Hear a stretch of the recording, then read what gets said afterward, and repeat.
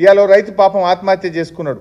ఆదిలాబాద్ జిల్లా బేల మండలానికి చెందినటువంటి ఒక రైతు ఆత్మహత్య చేసుకున్నాడు. నిజంగా అది రేవంత్ రెడ్డి ప్రభుత్వం యొక్క హత్య. అది రేవంత్ ప్రభుత్వం చేసిన హత్య. అది నిజంగా నువ్వు రుణమాఫీ చేసి ఉంటే ఆ రైతు ఎందుకు చనిపోతుండే అని నేను ఈరోజు అడుగుతా ఉన్నా.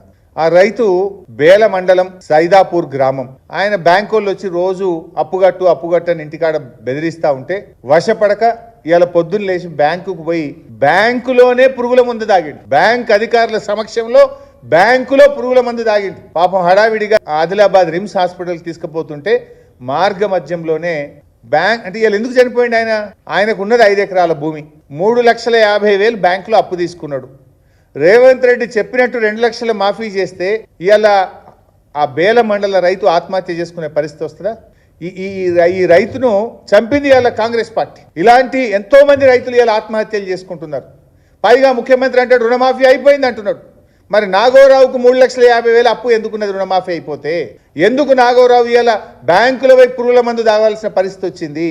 అంటే ఈ ప్రభుత్వం రుణమాఫీ విషయంలో ప్రజల్ని మోసం చేసింది, రైతు భరోసా విషయంలో ప్రజల్ని మోసం చేసింది, వ్యవసాయ కూలీల విషయంలో ఇప్పుడు 1 కోటి మందికి ఇచ్చే చోట 6 లక్షల మందికి ఇచ్చి మోసం చేస్తున్నారు.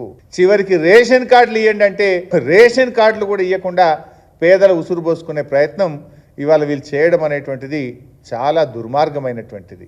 ఇవాళ బీఆర్ఎస్ పార్టీ పక్షాన మరి ఆదిలాబాద్లో ఆత్మహత్య చేసుకున్న రైతుకు తక్షణమే 10 లక్షల ఎక్స్గ్రేషియా ఇవ్వాలని మేము ప్రభుత్వాన్ని డిమాండ్ చేస్తున్నాం. ఇది ఈ ప్రభుత్వ హత్య, ఈ ప్రభుత్వ నిర్లక్ష్యం వల్ల చెప్పిన మాట ప్రకారంగా రేవంత్ రెడ్డి డిసెంబర్ 9 నాడే రుణమాఫీ చేస్తా అన్నావు. చేసి ఉంటే ఇలా ఆ రైతు జాదవ్ చనిపోడు కదా.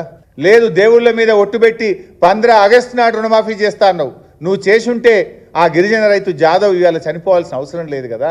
లేదు మొన్న నవంబర్ 30 నాడు మహబూబ్ నగర్లో రైతులకు మొత్తం రుణమాఫీ చేసిన అన్నావు.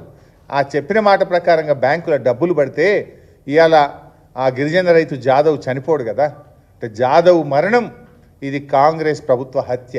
ఇప్పటికైనా రైతులందరికీ కూడా రుణమాఫీ పూర్తి చేయాలని, అదేవిధంగా జాదవ్ కుటుంబానికి 10 లక్షల రూపాయలు ఇచ్చి ఆదుకోవాలని చెప్పి కూడా ఈరోజు బీఆర్ఎస్ పార్టీ డిమాండ్ చేస్తుంది. మేము అవసరమైతే ఆదిలాబాద్కు మా పార్టీ పక్షాన ఒక బృందం కూడా వెళ్ళి ఆ కుటుంబానికి ధైర్యం ఇచ్చి ఆర్థిక సహాయాన్ని కూడా బీఆర్ఎస్ పార్టీ అందిస్తుంది.